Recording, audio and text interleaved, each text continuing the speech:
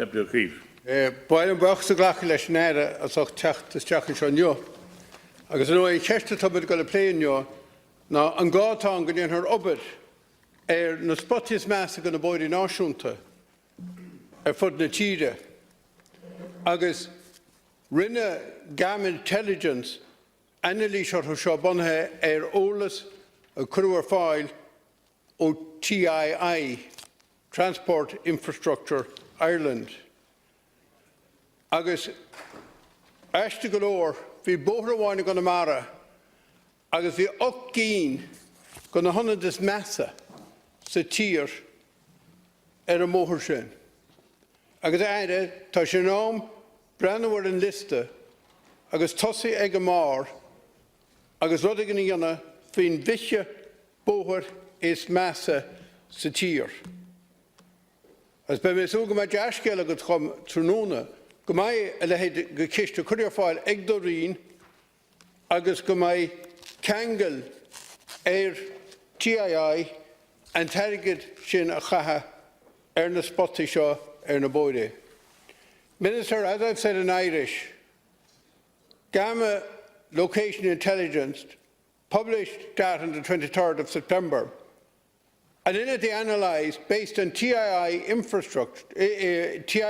information, what were the worst accident black spots in the country. This gives us an insight into deficient roads in our national networks. Now, this only applies to national primary and secondary routes. And what they said was that when you take all of the roads that were highlighted, Galway, Wexford and Longford had the worst cluster. However, when you take the 20 worst stretches of road, 8 sections of them were on one road, the N59 in Galway. And there was another section right across the border in County Mayo, so that one road from Ashley Falls over to Recess had 9 of the worst accident black spots on national roads in the country. The spread of the worst 20 locations was Galway 8, Clare 4, Cork 2, Longford 1, Wexford 1, Mayo 1, Waterford 1, Leitrim 1, Tipperary 1. And Minister, what I'm here to ask you today, because I believe in objective, evidence-based decision-making based on good data.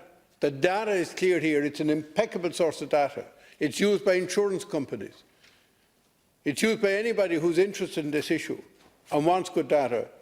I'm asking you, are you going to provide dedicated funding and ring-fenced funding to TII next year and instruct them as a matter of high-level policy that they should tackle, starting with the worst 20 first and then working systematically through a long list of roads they have, that they should tackle these accident black spots. Now, some of them, I believe, can be resolved with quite modest money. Others will take more money. But when you look at the national map, which is really, really interesting, you see that there's a big cluster of them on the national secondary routes, which are very deficient but not very expensive to upgrade. And then you get a little cluster around the rest of the country. So, Minister, my question to you today, are you going to take your responsibility in your hands, save lives, which you're always talking about? You're always talking about saving lives on the road. We now know which are the worst accident black spots. Are you now going to act and do something about it? Thank you, Deputy. On that. I'd like to thank Deputy O'Keefe for bringing up what is obviously a very important subject. And I've always said, even though he's produced some extremely useful information, that I'm very happy to consider anything which seems to be evidence-based and which stands scrutiny, and to refer it to the appropriate people to consider it. And I'm not going to dismiss what he has come up with today out of hand, because it's too serious a subject, and he's produced what appears to be credible evidence in a certain direction. I can't comment on competing data that comes forward or any competing interpretations, and nor would I, and nor would he, I suggest. But what I would do is certainly ask those who are responsible for considering it and acting accordingly to take it very seriously and to make decisions taking what he calls gamma intelligence into consideration. I do need to explain to the Deputy that as Minister for Transport, Tourism and Sport, I have responsibility for overall policy and securing capital funding in relation to the National Roads Programme. Under the Roads Acts 1993 to 2015, the improvement, the upgrading and the maintenance of individual roads is a matter for the relevant road authority in relation to local and regional roads, or for transport infrastructure, Ireland TII, in conjunction with the local authorities concerned in relation to national roads. In the overall context of Project Ireland 2040, the National Development Plan, NDP, has been developed by government to underpin the successful... yes, sorry. Here we are. Yep.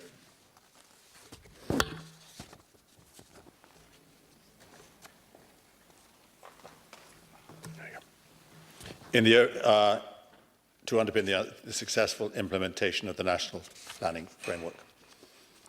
This provides the strategic and financial framework for TII's National Roads Programme for the period from 2018 to 2027. In the 10 years covered by the plan, over 11 billion will be invested in the overall road network. Following the economic downturn and the subsequent reduction in the availability of exchequer funding, Project Ireland 2040 now provides for the gradual build-up in funding for the roads network, but it will take time to restore funding to the levels needed to maintain the road network in a steady state condition and allow for investment in new road improvement schemes. Each year, the safety section of TII carries out a collision analysis of the entire national road network in compliance with the EU Road Infrastructure Safety Management Directive. The purpose of this exercise is to identify locations that have high concentrations of collisions. Notwithstanding this, the absence of sites from the locations identified in the analysis exercise does not preclude a road authority from submitting a feasibility report to TII for safety improvement works at other locations on the national or secondary road network. For example, there may be additional information available to the road authority, or there may be unreported collisions at a location of which TII is unaware. TII assesses the current condition and performance of the network, considering aspects such as capacity, traffic volumes, level of service, road pavement condition, condition of structures and safety. In order for TII to consider proposals from local authorities, the road authority is required to carry out an analysis of the collision history at the location, to design an appropriate scheme to deal with the safety issues identified, to carry out an economic appraisal of the proposal, to fully cost the scheme and prioritise the scheme in relation to other works being proposed by the road authority. TII implements a programme of minor improvement schemes on the road network. These schemes are aimed at addressing localised safety issues by improving alignment, cross-section and capacity issues. While funding is not specifically ring-fenced for the safety schemes programme, the following sums have been allocated for the years 2019 and 2020. In 2019, an allocation of 20 million was provided for the safety programme, and it is proposed to allocate a provision of 21.6 million for the 2020 programme. These allocations do not include safety-related funding provisions under other capital programmes. Minister. Éamon Ó Cuív. Minister, I have to say that the definition of responsibility for overall policy has changed dramatically since you became minister. But it seems to me that all you are is the begging bowl for funding, but you don't actually dictate the policy. Now, what's the point in having an Oireachtas here? What's the point in having a government elected by Dáil Éireann if they don't outline the policy? I don't expect you to choose the individual roads, but I do expect you to save lives. And I'm always interested about economic appraisals. Here we have a scientific study done, and you're saying about validating the information. This information comes from TII data. They are the state agency, if you don't know, under your department with responsibility for road infrastructure and for certain railway infrastructure, for example, the Lewis. Now, they gave the data, and all Garma location did was map all of this. And when you know, as I do in my area, constant accidents reported, and you find on one road you have number 1 in the whole country, number 4 in the whole country, number 8 on a fun stretch of road. As I said, there were 8 in the top 20, and 8 of those are one road. And when you're telling me that people's safety is not an absolute overriding priority, I'm very surprised at you, because you have been the person who has been bringing in law after law on the argument that you're saving lives.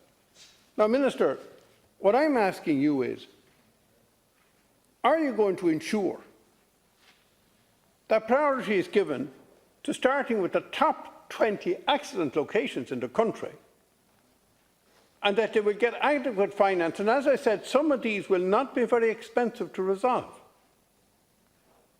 The money will be provided as a priority to deal with these. And finally, Minister, may I say, we do know that where roads are improved, and the ultimate, of course, of that is the motorways, the accident rate per million vehicles, kilometres, decreases absolutely dramatically. So, Minister, are you going to again just put it away as if you had no responsibility for this, or are you going to take action? Thank you, Deputy Montara. Thank you very much indeed. Caller, I'd like to make it absolutely clear that road safety and the saving of lives is the top priority, as far as I'm concerned, on this particular subject which we're addressing. And to suggest that somehow I should, and you name, Deputy, particular roads. You identified in your initial speech particular roads. You named the N59, I think. Am I not correct? Yeah, you did. You did name particular roads. And yeah, you did name particular roads, Deputy. And let me finish, Deputy. And then you say, Deputy, I'm not expecting you to interfere with any particular roads. And then you name particular roads as particular black spots where I should be interfering. This is something. This is relevant to this debate, Deputy. It's what you're talking about is not relevant to this debate. What I have to do is, as government policy, I say that road safety is and remains a top priority, the top priority. Of course it is. But what I say, and I said earlier, I will not interfere with every individual road or individual backstop, because were I to do that, I've been running around the country doing it in my own constituency, other people's constituencies, and not doing something in which I've actually allocated expertise to in other places. And I've asked TII, of course, to do what they're doing. And you know perfectly well that we've allocated 20 million, 21 million in consecutive years, specifically to save lives, and TII is doing that and doing a very efficient job. I have to and will ask people far more expert than I, and far more independent than you or I, to make the decisions where this money will be allocated and where safety has a priority. That is what they are doing. And I accept your bona fides in coming in here and looking after your own particular region and your own constituency. There's no doubt you have a bona fides there, and I respect you for it, Deputy. But I cannot allow people to come in here and say that a road in their area is less safe than another, the TII is doing a bad job. What I'm going to do is continue to allocate money to the experts on road safety and to allocate what I think is a sufficient amount. You're pointing out particular roads to me there, Deputy, and that's very... what you're saying is... Deputy, allow the Minister to continue and to conclude. So I will continue. Time is running out fast. I'm sorry. Deputy. No, we can't do that debate. We can't do that debate. Sorry. The Minister to conclude. Deputy. The Minister to conclude. We cannot have this debate. Deputy, what I will do, because of the great respect I have for your contributions to this House, I will refer what you've said and the data which you've produced, albeit from a particularly narrow standpoint, I will refer that, because they are serious matters, I will refer that to the TII for consideration and to those who have an expertise in it, which you don't have and I don't have.